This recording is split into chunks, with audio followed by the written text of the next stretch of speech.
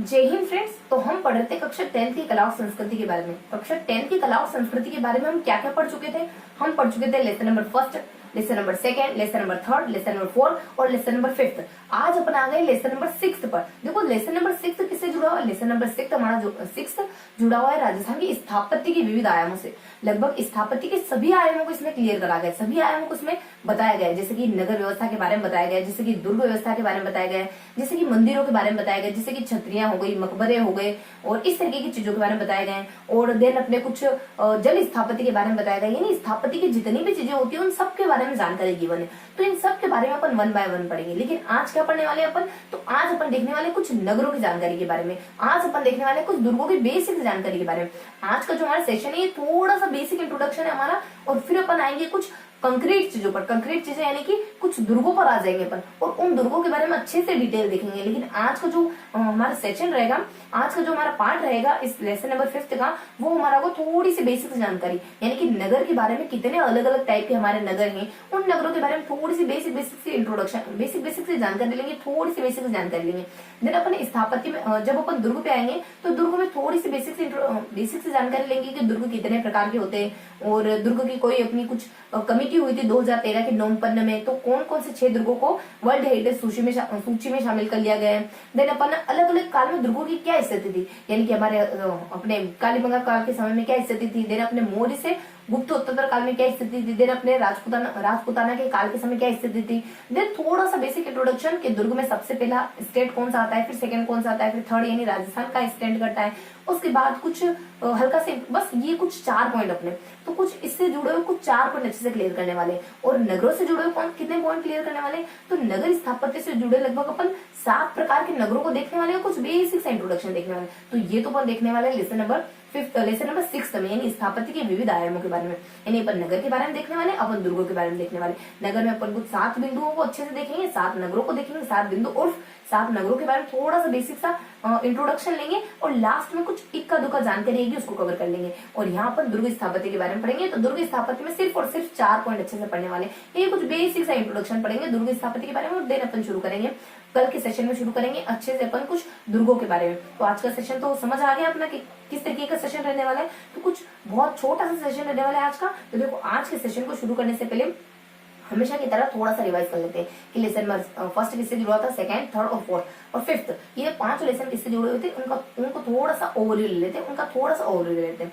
देखो lesson number first मैंने पढ़ा था राजस्थान के इतिहास के बारे में, यानी राजा रजवाड़ों के बारे में, सभ्यताओं के बारे में, देन उत्तराधिकारी संघर्षों के बारे में। देन अपना कुछ बची कुछ जानकारी जैसे कि हुडा सम्मेलन हो गया और कृष्णा कुमारी विवाद हो गया, तुंगा का युद्ध हो गया। उसके बाद अपने प्राग और शुरुआत में मतलब की बची कुछ जानकारी में अपने कुछ प्राग ऐतिहासिक काल हो गया, मध्य पाषाण, पूर्व पाषाण काल हो गया, मध्य पाषाण काल हो गया, नव पाषाण काल हो गया। इस तरीके से सारी जानकारियों को पढ़ा था। सबसे इंपोर्टेंट क्या था? राजा रजवाड़े और सभ्यताएं और कुछ उत्तराधिकारी संघर्ष, ये सबसे इंपोर्टेंट पोर्शन था। और उसके बाद सेकंड अपन आ गए थे कुछ संत और लोक देवताओं के बारे में, यानी राजस्थान के संत और लोक देवता। देखिए इसमें अपन कुछ 9 लोक देवताओं को अच्छे से पढ़ते हैं, देन 13 संतों को अच्छे से क्लियर करते हैं। देन अपन कुछ एक स्थान विशेष आता है सांगाले का उधूनी, उसके बारे में जानकारी लेते हैं। तो ये हमारा सेकंड चैप्टर भी कंप्लीट हो गया। देन अपन आ जाते हैं थर्ड चैप्टर पर जो मेले, त्योहारों और उत्सवों से जुड़ा हुआ। इसमें अपन क्या क्या देखते हैं? इसमें अपन हिंदुओं के, जैनों के, उसके बाद कुछ मुस्लिमों के, उसके बाद अपने ईसाइयों के, इन सब के त्योहारों को अच्छे से पढ़ते हैं। बेसिकली हिंदुओं के त्योहार को थोड़ा ज्यादा डिटेल में देखते हैं। 4 त्योहार को अच्छे से पढ़ते हैं। ये होली हो गया, अपने गणगौर हो गया, तीज हो गया, होली हो गया, अक्षय तृतीया हो गया। इस तरीके से 4 त्योहार को अच्छे से पढ़ते हैं। ये तो अपने त्योहार हो गए। फिर मेले अपन लगभग यहाँ अपन कितने मेले कवर करते हैं? 15 से 17 मेले को अच्छे से कवर करते हैं। ये बहुत अलग अलग तरीके की, अपने पुष्कर हो गया, खाटू श्याम हो गया, भट्टरी, बहुत से और अदर मेले। तो इस तरीके से अपन इन सारे 17 मेलों को अच्छे से कवर करते हैं। कुछ बचे कुछ मेले भी देखते हैं जो सिर्फ इतना जिनके बारे में सिर्फ इतना बताना होता है कि ये कहाँ से रिलेट करते हैं, किस स्थान विशेष से रिलेट करते हैं। इस तरीके के मेले भी देखते हैं अपन। कुछ 10 से 12 मेले इस तरीके के भी देखते हैं। उसके बाद अपन आ जाते हैं वस्त्र और आभूषण में। देखो वस्त्र में क्या देखते हैं, आभूषण में क्या देखते हैं। वस्त्रों में देखते हैं अपन पुरुषों के वस्त्र देख लेते हैं, महिलाओं के वस्त्र देख लेते हैं, राजस्थान के वस्त्र उद्योग की क्या क्या कैरेक्टरिस्टिक है उसको देखते हैं। और उसके बाद कुछ बची कुछ जानकारी जैसे कि सबसे पहले साक्ष्य कहाँ मिले थे, उसके बाद कुछ और इक्का दुक्का जानकारी कि कौन ऐसा ग्रंथ है, कौन सा ऐसा ग्रंथ है जो वस्त्रों के बारे में बताता है, कल्पसूत्र हो गया। इस तरीके से कुछ बचे हुए देखते हैं। देन अपन देखते हैं, देखो अपन कंटिन्यू करेंगे। मैं थोड़ा सा जोर से बोलूंगी। हाँ तो अपन ये आ गया अपने वस्त्र आभूषण के बारे में। देन अपन देखते हैं फिफ्थ चैप्टर राजस्थान की चित्रकला और लोक कलाओं से जुड़ा हुआ। राजस्थान की चित्रकला में अपन क्या देखते हैं? राजस्थान की चित्रकला में अपन थोड़ा सा मेनली अपन क्या देखते हैं, मेनली तो राजस्थान की चित्रकलाएं देखते हैं। राजस्थान की चित्रकलाएं कितनी है, राजस्थान की चित्रकलाएं मेनली 4 पार्ट्स में बटी हुई, वो अपने मेवाड़ है, मारवाड़ है, ढूंढाड़ है, हड़ौती है। इन चारों प्रकारों को अपन अच्छे से क्लियर करते हैं इसमें। साथ ही साथ इसमें लोक कला भी है, तो लोक कलाओं को भी अच्छे से पढ़ते हैं, इनको अच्छे से पढ़ते हैं, चित्रकला को अच्छे से पढ़ते हैं, लोक कला को अच्छे से पढ़ते हैं, और चित्रकला के बारे में जो बेसिक से इंट्रोडक्शन था उसको भी अपन पढ़ते हैं। यानी सबसे पहले गुफाओं के चित्र कहाँ मिले अपने को, मतलब गुफाओं में शेर चित्र कहाँ से मिले ना, इसके बारे में अपन जानकारी लेते हैं। देखो कंटिन्यू करेंगे क्योंकि बाद का टाइम किसी और वर्क के लिए है, तो अपन अभी ही कंटिन्यू करेंगे।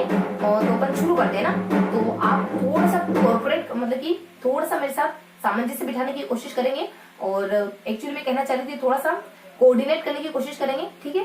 तो यहाँ पर देख लेते हैं कुछ दुर्गों के बारे में देख रहे थे अपन, सॉरी चित्रकला और लोक कलाओं के बारे में देख रहे थे। देखो चित्रकला के बारे में क्या इन्फॉर्मेशन होती है, लोक कला के बारे में क्या इन्फॉर्मेशन होती है।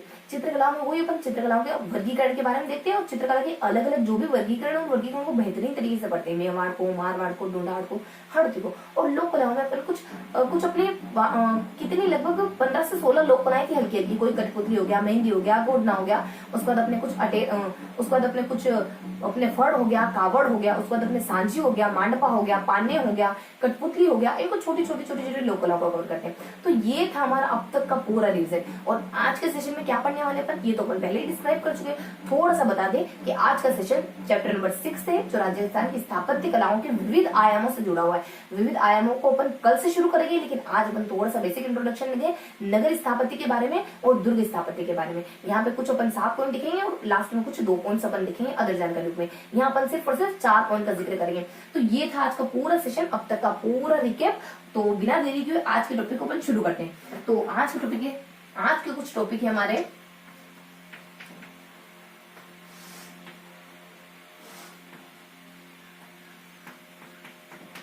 नगर स्थापत्य और दुर्ग शिल्प। तो पहले अपन नगर स्थापत्य के बारे में देख लेते हैं और फिर अपन देख लेते हैं दुर्ग शिल्प के बारे में। बेसिक से जानकारी है तो फटाफट से अपन शुरू करते हैं। नगर स्थापत्य में कुछ 12 नगरों को अपन पढ़ेंगे। उन नगरों के बारे में बेसिक सी इंफॉर्मेशन लेंगे कि वो नगर कब के हैं, उन नगरों के बारे में क्या क्या विशेषता है, उन नगरों को किस बात को ध्यान में रखकर उन नगरों को बसाया गया है, ऐसे कुछ बेसिक सी जानकारी। उन नगरों को किसने बसाया, उन नगरों को कब बसाया गया, उन नगरों में कोई विशेष बात हो गई, कुछ साक्ष्य वगैरह मिले क्या उन नगरों से, इस तरीके की बेसिक इन्फॉर्मेशन देखने वाले। तो नगर कौन कौन से पढ़ने वाले हैं आज अपन, तो नगर स्थापत्य में पढ़ने वाले अपन सबसे पहला नगर देख लेते हैं अपन। 2 नगरों का मिश्रण है वो। सबसे पहले अपने आ जाता है बेराट और पुष्कर। तो बेराट और पुष्कर महाभारत कालीन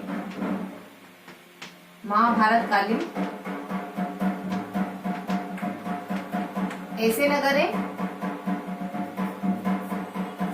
तो ये महाभारत कालीन ऐसे नगर हैं जो स्थापत्य और दुर्ग, स्थापत्य और रक्षा की दृष्टि से बहुत ज्यादा इंपॉर्टेंट माने जाते हैं, बहुत ज्यादा महत्वपूर्ण माने जाते हैं। बेराट से हमें अशोक के यानी मौर्य के जो अशोककालीन साक्ष्य है, मौर्य वंश का जो अशोक सम्राट है उसके बारे में जानकारी मिलती है। यानी बेराट से हमें अशोककालीन सभ्यता के अशोककालीन जानकारी मिलती है, अशोक काल की जानकारी मिलती है। तो अपने बेराट से अशोककालीन साक्ष्यों की जानकारी मिलती है, अशोककालीन साक्ष्य, जैसे बौद्ध विहार,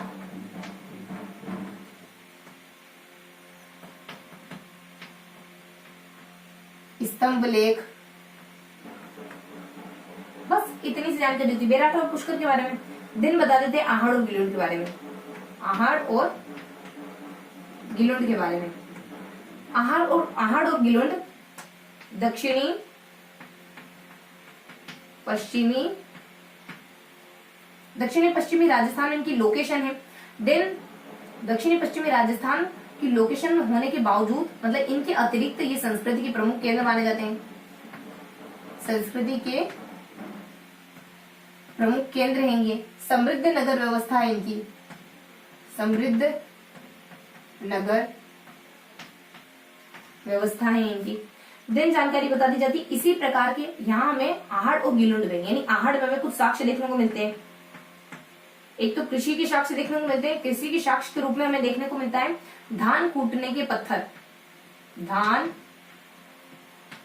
कूटने के पत्थर। देन व्यवसाय के साक्ष्य मिलते हैं, इसके अलावा व्यवसाय के साक्ष्य मिलते हैं।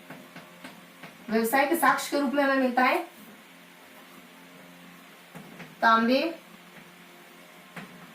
के तार। व्यवसाय के साक्ष्य के रूप में हमें तांबे के तार देखने को मिलते हैं। देन और जानकारी गिवन होती है इसी प्रकार के अन्य नगर, इसी प्रकार के यानी कि जो कि समृद्ध भी है, जो कि कला और संस्कृति के प्रमुख केंद्र भी माने जाते हैं, हो सकता है वो दक्षिण पश्चिम में भी हो। तो इसी प्रकार के कला, इसी प्रकार की संस्कृति के जो प्रमुख केंद्र है वो और भी अपने राजस्थान में कुछ और भी इसी प्रकार के नगर है जो संस्कृति के प्रमुख केंद्र है। जैसे कि आ जाता है अपने पीएम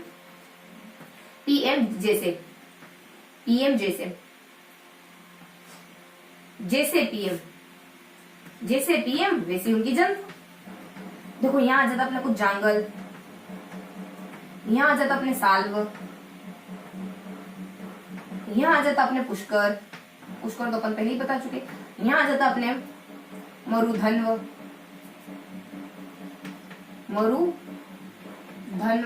फिर आ जाता अपने मत्स्य, फिर आ जाता अपने मरुवार। इसी प्रकार के और नगर हैं मरुवार, यानी इसी प्रकार की सभ्यता और संस्कृति के अन्य नगर हैं, सभ्यता और संस्कृति के केंद्र के अन्य नगर हैं जो राजस्थान से कोरिलेट करते हैं, राजस्थान में पाए जाते हैं। देन अपन देख लेते हैं कुछ सरस्वती और ध्वजदती नदी के किनारे बसे हुए नगर। सरस्वती व ध्वजदती नदी के किनारे वाले नगर। तो इनमें कौन कौन से नगर आते हैं? इनमें जो भी नगर आते हैं उनके बारे में हमें जानकारी मिलती है। इनमें जो भी नगर आते हो तो उनके बारे में क्या जानकारी मिलती है? उनके बारे में हमें जानकारी मिलती है कि ये है ना, देखो ये ऋग्वेद से भी ज्यादा पुराने माने गए। ऋग्वेद से प्राचीन, यानी ऋग्वेद से ज्यादा प्राचीन है। इनकी नगरीय व्यवस्था उच्च है, नगरीय व्यवस्था समृद्ध है। ये हमें कैसे पता चला? वहां से कुछ साक्ष्य मिले, इस वजह से। वहां से मतलब कि कालीबंगा और सोथी से मिले साक्ष्यों के आधार पर। कालीबंगा जो दोनों ही ये दोनों ही स्थान हनुमानगढ़ में मौजूद है। कालीबंगा और सोथी से मिले साक्ष्य, इन साक्ष्यों से जानकारी पता होती है। बस तो ये हमारी बेसिक जानकारी अपने विराट और पुष्कर के बारे में, आहड़ और गिरुड के बारे में, उसके बाद सरस्वती और ध्वजदती नदी के किनारे बसे नगरों के बारे में। विराट और पुष्कर के बारे में क्या जानकारी होती है कि महाभारत काल के नगर है, स्थापत्य और रक्षा की दृष्टि से बहुत महत्वपूर्ण नगर माने जाते हैं। अशोककालीन सभ्यता के साक्ष्य देखने को मिल जाते हैं। यहाँ पे क्या क्या देखने को मिलता है? बौद्ध विहार देखने को मिलते हैं, स्तंभ लेख देखने को मिल जाते हैं। आहड़ और गिलोंड के बारे में क्या इन्फॉर्मेशन आती है? आहड़ और गिलोंड के बारे में जानकारी गिवन है कि आहड़ और गिलोंड दक्षिणी पश्चिमी राजस्थान में मौजूद संस्कृति के प्रमुख केंद्र माने जाते हैं, प्लस समृद्ध नगर व्यवस्था रहती है। ये समृद्ध नगर माने जाते हैं आहड़ और गिलोंड। देन आहड़ के बारे में क्या इन्फॉर्मेशन होती है? यहाँ से हमें कृषि के साक्ष्य यानी कि धान कूटने के पत्थर वगैरह देखने को मिले। यहाँ पर हमें व्यवसाय के साक्ष्य यानी तांबे के तार देखने को मिले, इसी वजह से शायद ये समृद्ध रहे होंगे। उस पर अन्य इन्फॉर्मेशन में आ जाती है इसी तरीके की संस्कृति के प्रमुख केंद्र नगर राजस्थान में और भी पाए जाते हैं। जैसे पीएम होंगे वैसे उनकी जनता होगी। जांगल आ जाता है, साल आ जाता है, पुष्कर आ जाता है, मूर्धन्य आ जाता है, मत्स्य आ जाता है और मुरवार आ जाता है। ये इन्फॉर्मेशन नहीं अपने आहड़ और गिलोंड के बारे में। देन अपन लास्टली इन्फॉर्मेशन किसके बारे में लेते हैं? तो लास्ट इन्फॉर्मेशन लेते हैं अपन कुछ सरस्वती और ध्वजदती नदियों के किनारे बसे नगरों के बारे में। तो इनके बारे में क्या देखते हैं कि ये जो नगर है वो ऋग्वेद से भी ज्यादा पुराने माने जाते हैं। उसके बाद इनकी नगरीय व्यवस्था समृद्ध मानी जाती है। ये दोनों बातें आपको कैसे पता चली? कालीबंगा और सोथी में जो प्रमाण मिले, जो साक्ष्य मिले, उससे हमें जानकारी पता चली। यानी वहां ये जानकारी हमें कालीबंगा और सोथी से मिले साक्ष्यों से पता चलती है। ये जानकारी हमें कालीबंगा और सोथी से मिले साक्ष्यों से ज्ञात होती है। तो ये थी हमारी बेसिक जानकारी विराट पुष्कर के बारे में, आहड़ गिलोंड के बारे में, सरस्वती नदी के किनारे बसे नगरों के बारे में। अब ऊपर और नगर देख लेते हैं।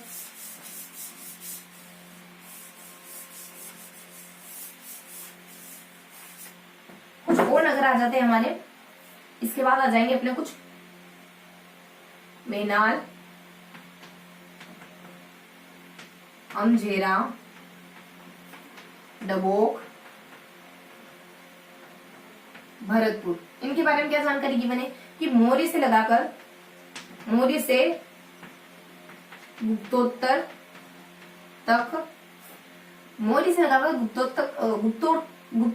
तक नगरीय नगरीय व्यवस्था में उन्नत स्थिति, ओ माय गॉड, सॉरी, नगरीय व्यवस्था में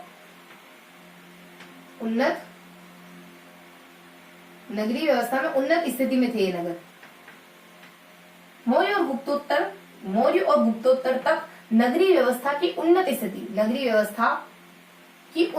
में थे ये नगर। वहां से ये जानकारी हमें कैसे पता चलती है? उनके नगरों के, उनके सड़कों के, उनकी नालियों को आदि उनकी कुछ साक्ष्य मिले, उनको देख करके पता चलता है कि ये जो मेनाल, अमझेरा, डबोक, भरतपुर, ये चारों ही नगर हैं, ये मौर्य से लगाकर गुप्तोत्तर काल तक नगरीय व्यवस्था की उन्नत स्थिति में थे। बेसिकली ऐसा बताया गया है कि जो मौर्य और गुप्तोत्तर काल के समय इनके आसपास नगरीय व्यवस्था बहुत अच्छी थी। इनके आसपास नगरीय व्यवस्था अच्छी थी, कहने का मतलब यही है कि ये जो नगर है नगरीय व्यवस्था की दृष्टि से समृद्ध माना जाता था मौर्य और गुप्तोत्तर काल के दरमियान। उसके बाद नेक्स्ट जानकारी गिवन होती है अपने मध्यिका नगर के बारे में। मध्यिका, इसमें 2-3 पॉइंट आते हैं। पहला पॉइंट इसमें गिवन होता है कि मध्यिका मौर्य काल के समय बेड़ज नदी के किनारे मौजूद थी। अपने मौर्य काल में बेड़ज नदी के किनारे मौजूद नगर है। और वर्तमान में, मौर्य काल में तो देख लिया, वर्तमान में जो चित्तौड़ का नगरी है वही पहले मध्यिका के नाम से जाना जाता था। वर्तमान में चित्तौड़ का नगर है वही पहले मध्यिका के नाम से जाना जाता है। और जानकारी आ जाती है कि 3री से 6ठी शताब्दी ईस्वी पूर्व ये समृद्ध नगर व्यवस्था में था। इसकी नगर व्यवस्था समृद्ध थी। 3री से 6ठी शताब्दी ईसा पूर्व समृद्ध नगर व्यवस्था थी। समृद्ध नगर व्यवस्था थी। तो ये बेसिक जानकारी है अपनी मध्यिका के बारे में। देखो कितने पॉइंट देखने वाले, 12 पॉइंट देखने वाले हैं। तो ये जो शुरुआती 5 पॉइंट थे ये थोड़े से अलग थे। अब अपन थोड़े से यूनिक 7 पॉइंट के बारे में देखने वाले हैं। ये हमारे कुछ बहुत ज्यादा शुरुआती इनिशिएटिव काल के थे। अब थोड़े से हमारे उन्नत काल के, थोड़े से इसके बाद के समय के आएंगे। तो अपन छठा देख लेते हैं। देखो अपन यहाँ से, तो ये हो गया अपना। तो थोड़ा सा चलो रिकेप कर लेते हैं। तो देखो यहाँ ज्यादा मेनाल है, अमझेरा है, डबोक है, भरतपुर, इसके बारे में देखा हमने। तो ये अपने मौर्य और गुप्तोत्तर काल तक नगरीय व्यवस्था की उन्नत स्थिति में थी, ये जानकारी हमें मिलती है। उसके बाद मध्यिका नगर के बारे में देखा। मौर्य काल में बेड़ज नदी के किनारे बसा हुआ नगर है मध्यिका नगर। उसके बाद वर्तमान में चित्तौड़ का जो नगरी नगर है वही पूर्व मध्यिका के नाम से जाना जाता था। उसके बाद 3री से 6ठी शताब्दी ईसा पूर्व एक समृद्ध नगर व्यवस्था रही थी हमारे मध्यिका की। 3री से 6ठी शताब्दी ईसा पूर्व में ये नगर जो है वो समृद्ध नगरीय स्थिति में था, समृद्ध नगर व्यवस्था की स्थिति में था। अब आ जाते हैं हमारे कुछ बचे हुए 7 पॉइंट हो। तो देखो यहाँ पर अपन छठा कहें या पहला कहें, क्योंकि वो थोड़े से यूनिक है तो उनको अपन सेपरेट ही देखते हैं।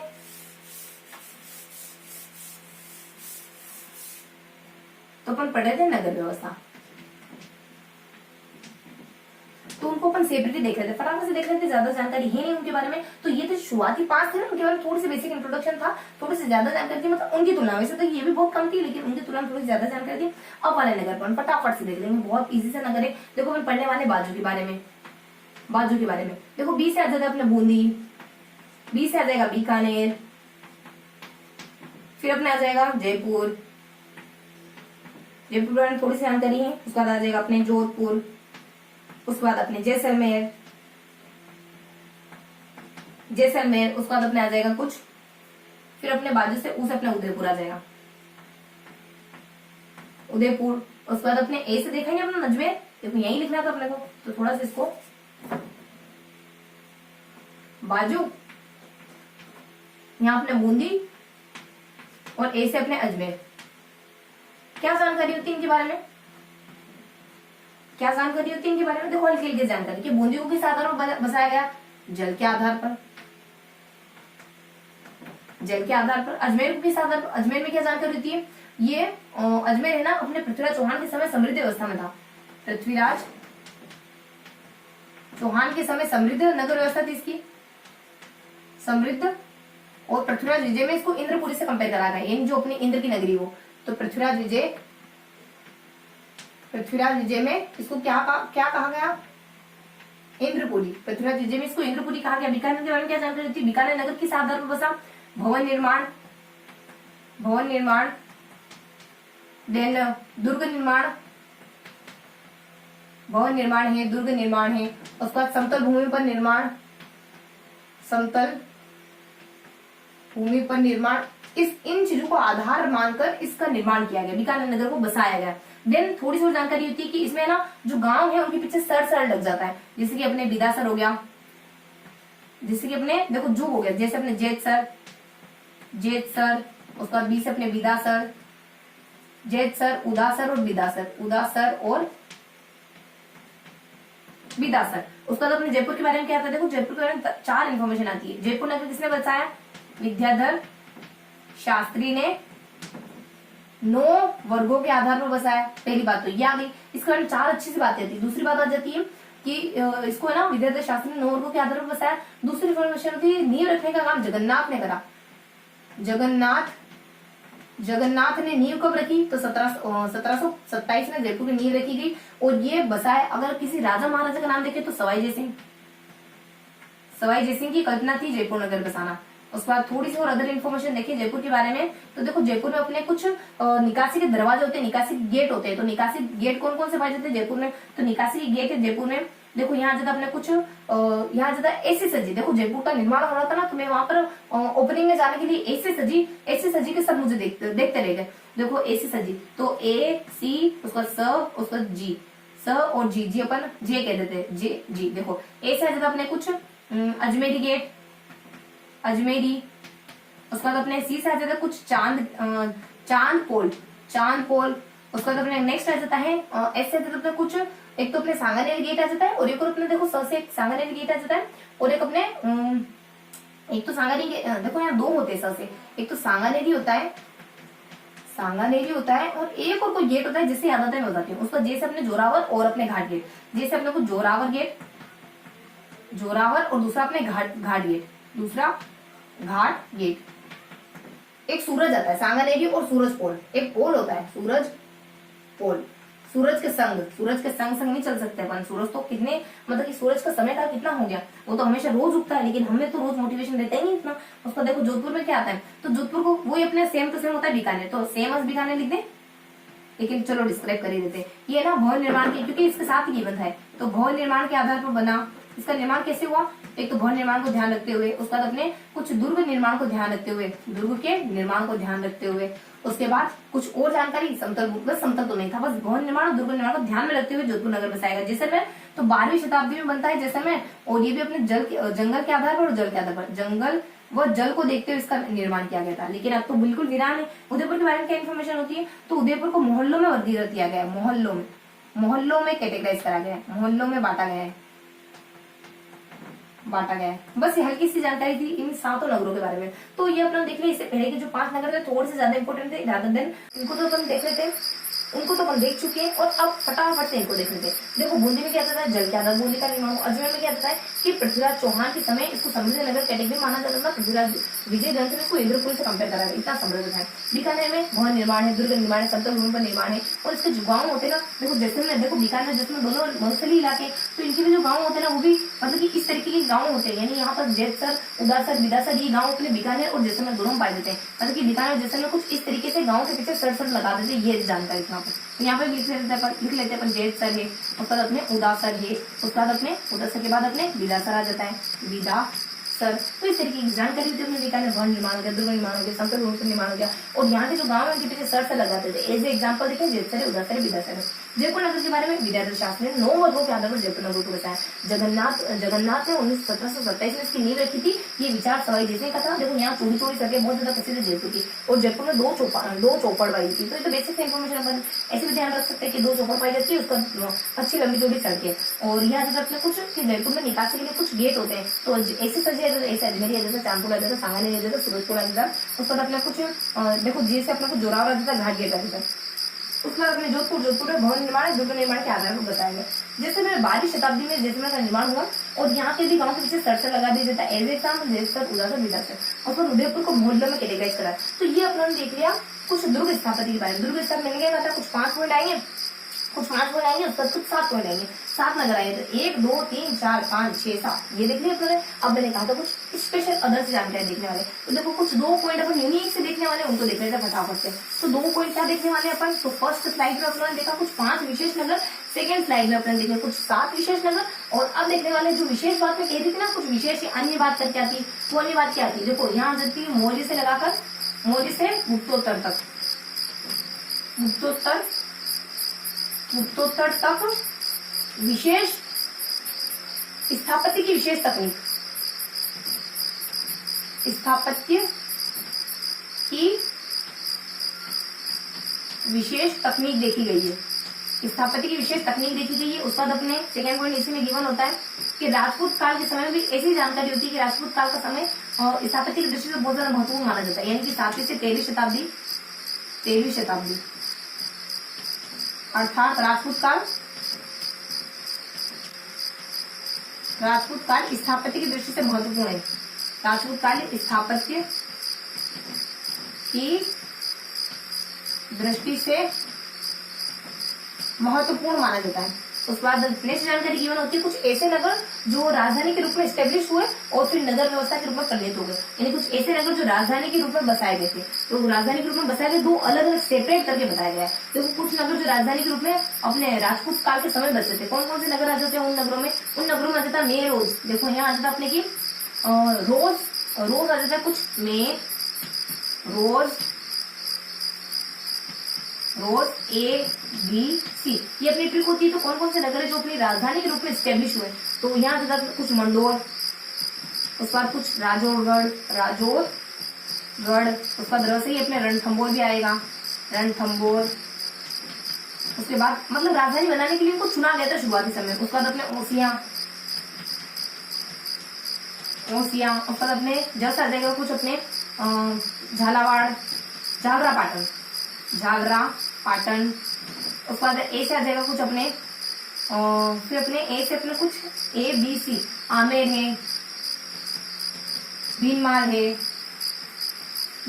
है, सी से अपना नगर चित्तौड़। तो शुरुआती समय में इन नगरों को राजधानी के रूप में चुना गया था और इनको बसाया गया था, राजधानी के रूप में चुनकर इनको बसाया गया था। उसमें कुछ और नगर थे जो राजधानी के रूप में चुने गए थे, जैसे आ जाता है कि जब भी मैं बुक पढ़ता हूँ तो मैं रोज ABCD पढ़ता हूँ। तो देखो यहाँ आता है कि जब बुक, जैसे अपने जयपुर जोधपुर, जैसे मैं जयपुर जोधपुर और जैसलमेर, ये राजधानी के रूप में बसे थे। और यहाँ आता कुछ जयपुर जोधपुर जैसलमेर, उसका बीकानेर और बूंदी। उसके बाद उसका उदयपुर और कोटा। तो ये वो नगर है जो राजधानी के रूप में बसे और आज अपन समृद्ध व्यवस्था देख सकते हैं। आज इनकी नगरीय व्यवस्था बहुत समृद्ध मानी जाती है। तो ये नगर जो हमारे दोनों ही नगर है, ये दोनों ही राजधानी के रूप में चुने गए थे और फिर धीरे धीरे इनको राजधानी बना दिया गया और ये नगर फिर अपनी समृद्ध व्यवस्था में चल पड़े आगे। तो देखो इनकी यहाँ अदर जानकारी क्या देती है कि मौर्य काल से लगाकर गुप्तोत्तर काल तक स्थापत्य का जो काल है वो विशेष तकनीकी विकसित हो रही थी उस समय में। पूरे भारत में भी हो रही थी, तो राजस्थान में भी इसी के समय स्थापत्य की विशेष तकनीक विकसित हो गई थी। 7 से 13 का समय यानी कि राजपूत काल जो है वो स्थापत्य के दृष्टि से बहुत ज्यादा इंपॉर्टेंट, बहुत ज्यादा महत्वपूर्ण माना जाता है। उसके बाद कुछ ऐसे नगर जो राजधानी के रूप में स्टेब्लिश हुए, तो कौन कौन से नगर ऐसे, तो मैं रोज ABC पढ़ता हूँ, ABCD पढ़ता हूँ। तो यहाँ से लगना कि जब भी बुक खोलता हूँ तो मैं रोज ABC पढ़ता हूँ। देखो यहाँ से कुछ मंडोर है, राजौरगढ़ है, रणथंबोर है, ओसिया है, झालरा पाटन है, आमेर, भीलमाल, चित्तौड़। उसके बाद और कुछ ऐसे नगर है जो राजधानी के रूप में स्टेब्लिश हुई, तो हाँ है। तो अपने जाते जो ये वर्तमान से कोरिलेट करते हैं ना, थोड़े से ये बहुत ज्यादा पुराने। तो यहाँ से कुछ जयपुर है, देखो जैसे अपने सब कुछ आएगा, जयपुर है, जोधपुर है, जैसलमेर है। उसका अपने बी से बूंदी आ जाता है, बीकानेर आ जाता है। उसका यूके से अपने उदयपुर कोटा आ जाता है। तो इस तरीके की बेसिक इन्फॉर्मेशन की जो अदर इन्फॉर्मेशन आती है, तो इस तरीके से अपना फर्स्ट पॉइंट नगरीय व्यवस्था को क्लियर करिए। तो नगरीय व्यवस्था में हमने बेसिकली क्या क्या जानकारी देखी, नगरीय व्यवस्था में हमने जानकारी ली कुछ 5 नगरों के बारे में हमने देखा। बेसिकली हमने कुछ 12 नगरों के बारे में देखा, कुछ बची कुछ जानकारी जो भी मैंने 4 पॉइंट आपको बताए हैं। यहाँ पे जो अभी हमने पढ़े वो 4 पॉइंट हमको देख लेते हैं। तो हमने कुछ 12 नगरों के बारे में पढ़ा और कुछ हमने 4 पॉइंट के बारे में जो अदर जानकारी के रूप में हमने देखा। तो उसमें से 12 में से 5 थोड़े से यूनिक थे, पुराने समय के लिए बहुत ज्यादा ओल्ड थे। उसके बाद हमारे जो 7 देखे वो कुछ नए थे, उनके बारे में कुछ जानकारी आई थी, कुछ यूनिक थे वो, और मतलब यूनिक क्या थे, कुछ वर्तमान से कोरिलेट करने वाले नगर थे, उनके बारे में जानकारी दी। 5 और 7 इस तरीके से 12 हुए। और तीसरा क्वेश्चन पर देखना इसकी कुछ कैरेक्टरिस्टिक के बारे में, इस पॉइंट की कुछ कैरेक्टरिस्टिक के बारे में, तो कुछ 4 कैरेक्टरिस्टिक देखी हमने। तो इस तरीके से हमने नगर व्यवस्था के पॉइंट को पढ़ा। अब पढ़ने वाले अपन दुर्ग क्षेत्र के बारे में। दुर्ग शिल्प के बारे में। तो दुर्ग शिल्प के बारे में क्या पढ़ने वाले, सिर्फ और सिर्फ 4 पॉइंट, कितने 4 पॉइंट अपने दुर्ग शिल्प पूरा क्लियर हो जाएगा।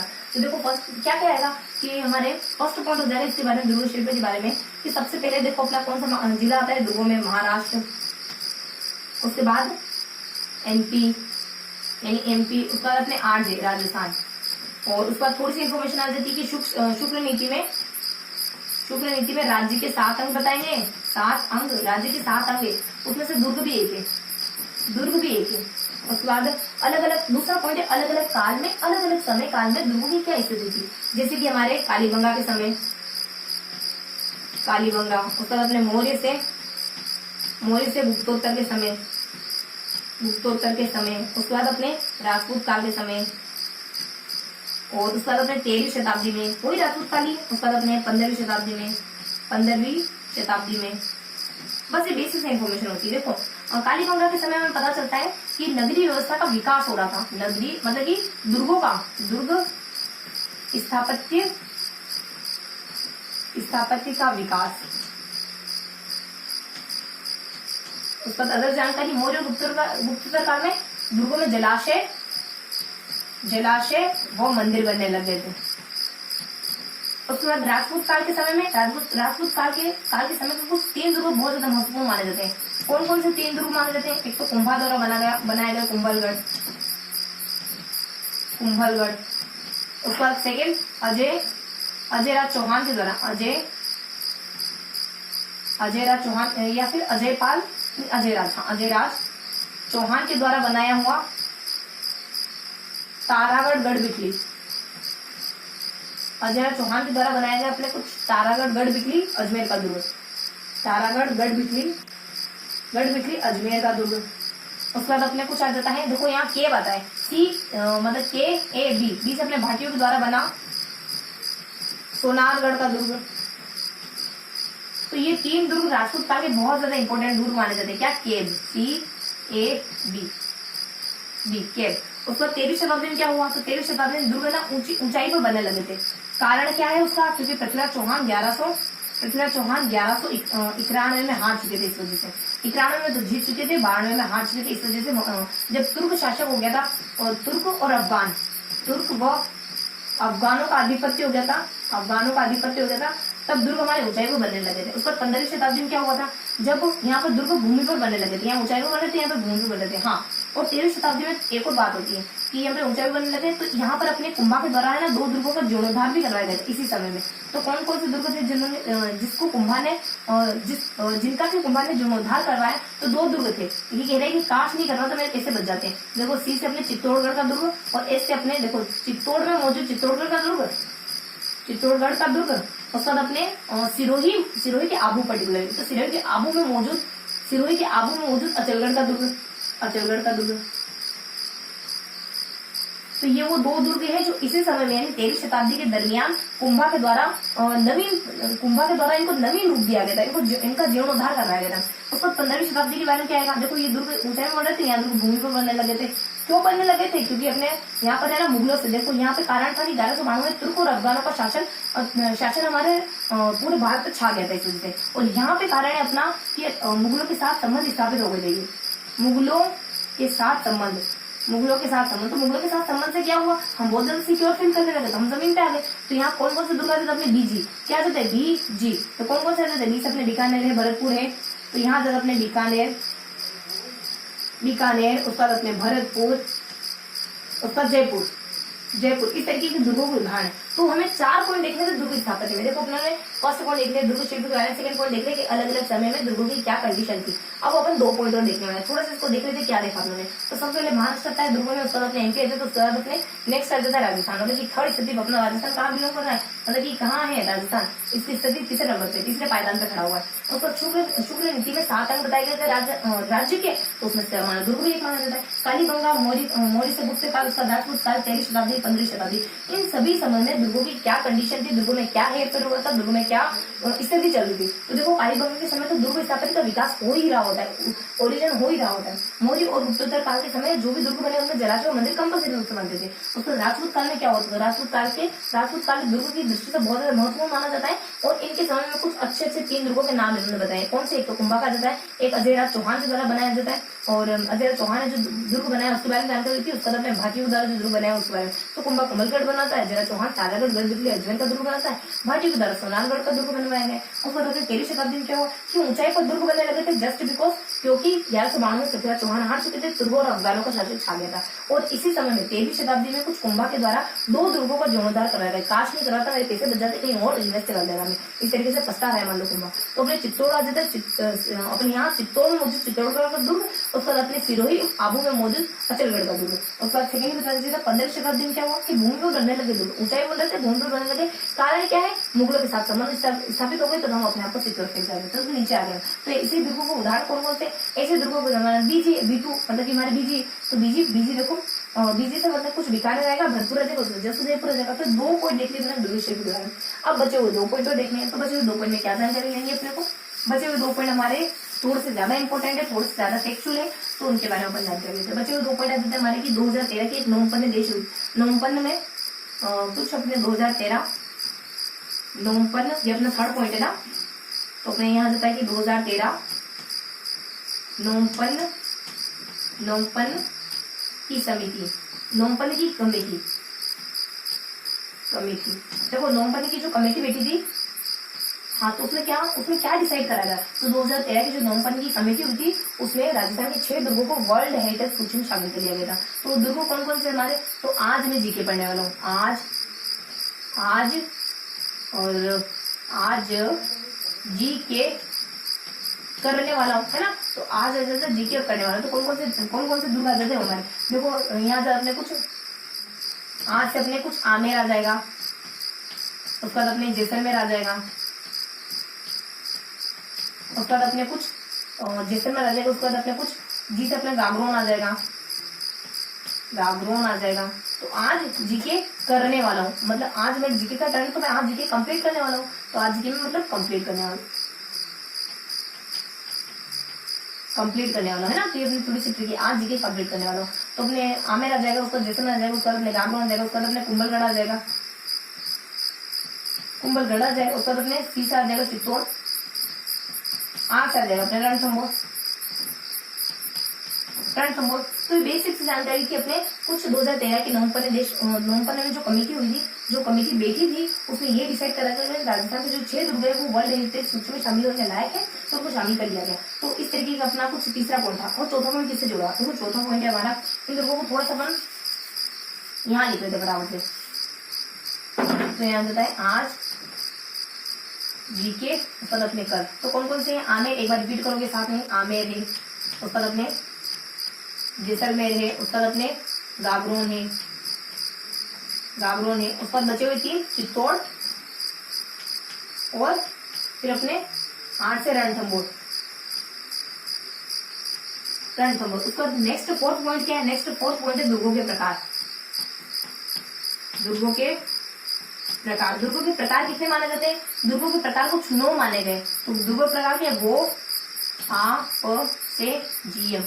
वो आपसे जीएम कह रहे हो, आप मुंह फुला के चले गए, ये कैसी तहजीब है आपकी? हाँ, उसकी तोहिन नहीं हो रही, तो ये आपका कैसा अदब है, कैसा कायदा है जो आपसे जीएम कर रहे हैं, सामने से आप मुंह फुला के चले गए। देखो 20 से अपने वन दुर्ग में कौन सा आता है? सिवाना।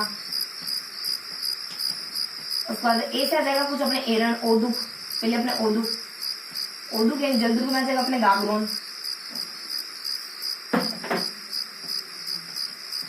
सिवाना, तब यहाँ आ जाएगा अपने गागरोन। उसके बाद आ जाएगा कुछ अपने एरन, जहाँ पर जाना बहुत मुश्किल हो, जहाँ पर जाना बहुत कठिन काम हो ना, उसको कहते हैं एरन दुर्ग। तो एरन देखो यहाँ जाता कुछ एरन, देखो रण में जाना बहुत कठिनाई का काम होता है। आप जब युद्ध करने जाते हो तो कितना साहस, कितना करज चाहिए होता है, और घर वाले भी कितने मुश्किल से आपको रण में भेजने का सामर्थ्य जुटा पाते हैं। तो वहां पर जाना बहुत ज्यादा मुश्किल होता है। ऐसा होता है जैसे कि सजा मिल रही हो तो सी आर आ जाता है, मतलब कि सजा मिल रही हो सी, और सजा सी और जे, सजा। तो देखो सी, देखो सजा, स कह लेना अपन, इसको स कह रहे हैं। कल कह रहे हैं यहाँ पे। तो यहाँ आ जाता अपने को चित्तौड़, उसका देखिए नेक्स्ट आ जाता अपने जयपुर। नेक्स्ट आ जाएगा अपने जयपुर, क्या जालोर, जयपुर थोड़ी ना जालोर, जयपुर नहीं है जालोर है ना, जैसे ध्यान रखना है, जैसे जालोर। उसके बाद यहाँ जाएगा अपने अपने ए से एरन हो गया, ए से अपने ओदुक हो गया, पी से अपने पारिक और पारिक, पारिक खाई। आपकी अगर लव मैरिज करी ना तो आपकी और आपकी बीजे की जो खाई खींच जाएगी। तो यहाँ बी से कुछ अपने बीकानेर आ जाएगा, बी से अपने भरतपुर आ जाएगा, और फिर यहाँ आ जाएगा जैसे जयपुर, जयपुर। तो एरन में यानी जैसे मतलब कि रण, जैसे हमने युद्ध शुरू करा चित्तौड़ में, जैसे युद्ध हुआ ना तो बारिश आ गई। चित्तौड़ रण, देखो ऐसे ध्यान रखो कि चित्तौड़ में जैसे, तो ये अपने हटा देते हैं, सजा वाला हटा देते हैं, सजा वाला पूरा क्लियर रखते हैं, क्योंकि देखो उसमें जब में कंफ्यूजन हो जाएगा, जयपुर में जोधपुर आता है, झालावाड़ आता है, किसी झालावाड़ आता है। तो यहाँ देखो कि जैसे ही हमारा युद्ध रण में युद्ध शुरू हुआ ना, जैसे चित्तौड़ में युद्ध शुरू हुआ तो वहाँ पानी बरस गया, क्योंकि कोई नहीं चाहता था वहाँ युद्ध हो। इस तरीके से हमें थोड़ा सा ध्यान रखना है। एरन, उसका तो पारिक आ गया, उसका तो पारिक, पारिक। तो पारिक में क्या था, जिसमें जिसके आसपास परिधि बनी हुई, जिसके आसपास कुछ परकोटा वगैरह बना हुआ, वो पारिक आता है। और पारिक यानी खाई, देखो पारिक उसका खाई, जहाँ पर खाई बनी है, जहाँ मतलब बीच में खाई होती है दुर्गों के जाने में। तो यहाँ अपने पारिक रहते हैं, पारिक में कौन कौन से दुर्ग रहते हैं, तो यहाँ पे अपने वही रहता है सी आर।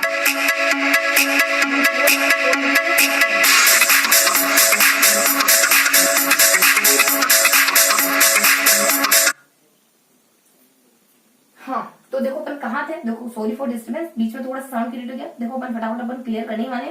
तो यहाँ जब अपने पारिक दुर्ग के कैटेगरी में कौन कौन से दुर्ग आते हैं, तो यहाँ जब अपने कुछ सी और जे, दो दुर्ग आ जाता है अपने सी और जे पारिक दुर्ग के कैटेगरी में। तो सी से अपने वो चित्तौड़ का दुर्ग आ जाता है, उसका जे से यहाँ पे अपना कुछ जैसलमेर का दुर्ग आ जाता है। देखो सी जे से क्या जाता है, यहाँ पे अपने सी जे था ना, तो यहाँ अपने आ जाता है चित्तौड़ का दुर्ग, चित्तौड़ और जैसलमेर, जैसलमेर। ये दो इन्फॉर्मेशन गिवन होती है इसके बारे में। उसका नेक्स्ट क्या जानकारी होती है, बस इतना सा होता है इसके बारे में। उसका अपने ऐसे क्या होता है, ऐसे अपने सैन्य दुर्ग होता है, सैन्य दुर्ग। तो सैन्य दुर्ग में कौन कौन से दुर्ग आते हैं, सैन्य दुर्ग में आने वाले दुर्ग होते हैं हमारे कुछ ऐसा कुछ गिवन नहीं, लेकिन सैन्य दुर्ग में जहाँ पर चतुर सैनिक रहते हो, जहाँ पर सैनिक निवास करते हो, इस तरह की बेसिक जानकारी। उसके बाद अपने कुछ सहायक दुर्ग कौन से होते हैं, जहाँ अपने शूरवीर या फिर बंधु बांधव, एक अपने शूरवीर शूरवीर शूरवीर फिर आपके बंधु बांधव वगैरह निवास करते हो, बंधु बांधव निवास करते हो, तो वो वाले दुर्ग इस कैटेगरी में आते हैं। लास्ट इन दुर्गों के बारे में बता करके थोड़ा सा अपन देखो जीए में कौन से आते हैं, जी से अपना कुछ गिरि दुर्ग में कौन से दुर्ग आते हैं, गिरि दुर्ग में तो सारे दुर्ग आते हैं राजस्थान के लगभग, तो सारे दुर्ग राजस्थान के लगभग सारे दुर्ग गिरि दुर्ग में आते हैं। उसके बाद अपने मरुआर, मरुआर अपने मरुस्थलीय दुर्ग में, मरुस्थलीय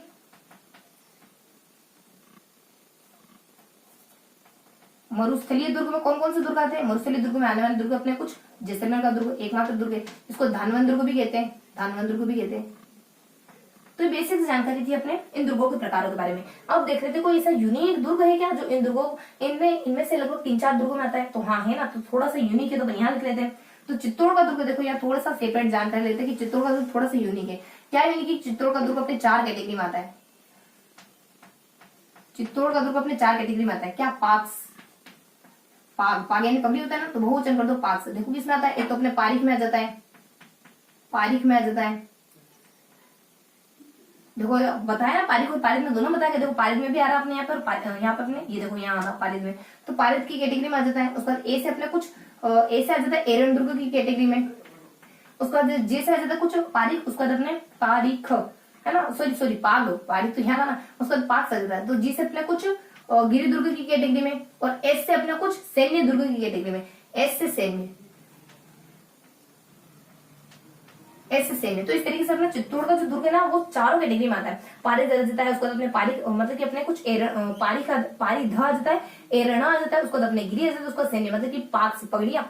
तो पगड़ी को थोड़ा सा बहुवचन कर दिया। देखो पगड़ी का संबंध चित्तौड़ से है ही सही, मतलब कि वहाँ राजा रजवाड़े पगड़ियां तो पहना करते थे, बहुत अच्छी बहुत हीरे मोती जड़े हुए पगड़ी पहनते थे, और अलग अलग कलर की बहुत सुंदर सुंदर लहरिया पगड़ी पहना करते थे वहाँ के लोग। तो अपने पाक सैन की बहुवचन में देखते अपने पारिक आ जाता है, पारिद आ जाता है, उसका अपने कुछ एरण आ जाता है, पारिक अपने पारिद आ जाएगा, उसका एरण आ जाएगा, उसका गिरी आ जाएगा, उसका सैन्य आ जाएगा। तो चित्तौड़ का दुर्ग इन सारी कैटेगरी में आता है। तो इस तरीके से हमने देखा दुर्ग शिल्प के बारे में।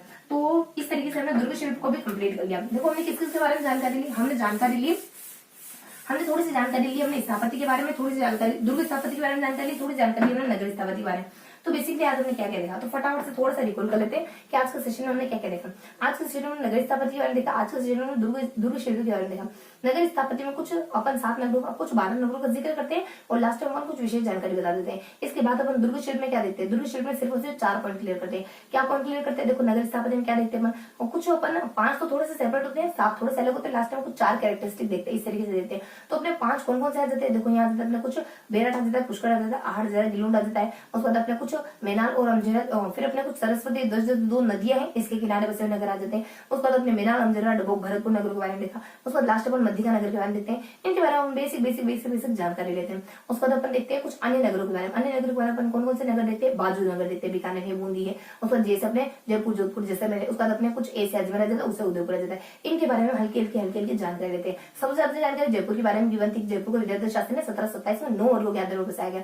उसके बाद अपने कुछ इसकी नींव रखने का काम जगन्नाथ प्रसाद 1727 में, नींव रखने का काम 1727 में हुआ। उसके बाद यहाँ पे निकासी के कुछ अपने गेट होते हैं, कुछ लगभग है ना 7 गेट होते हैं, 6 से 7 गेटों का जिक्र करा है। वो अपने चांद पोले, सूरज पोले, उसके बाद अपने सांगानेरी है, अजमेर गेट है, इस तरीके से गेटों का जिक्र करा गया। उसके बाद अपने देखा दुर्ग शिल्प के, दुर्ग शिल्प के बारे में हमने क्या कवर करा, दुर्ग शिल्प में हमने जानकारी ली कुछ 4 पॉइंट के बारे में। सबसे फर्स्ट कौन आता है, सेकंड कौन आता है, थर्ड कौन आता है, अलग समय काल में दुर्ग की क्या हैसियत थी, जैसे हमारे मौर्य काल में, गुप्त काल में, और सब फिर अपने कालीबंगा काल में, मौर्य सब ने गुप्त काल में देता है। फिर अपने कुछ 2 और अपने 13वीं शताब्दी में, उसके बाद अपने उसके बाद अपने राजपूत काल पे लेगा, उसके बाद अपने 13वीं शताब्दी में, फिर 15वीं शताब्दी में, यानी कि शुरुआत में अपने कुछ सबसे शुरुआती काल कालीबंगा, उसके बाद अपने कुछ मौर्य से लेकर गुप्त काल, उसके बाद राजपूत, उसके बाद 13वीं और 15वीं, इस तरीके से देखा अपने।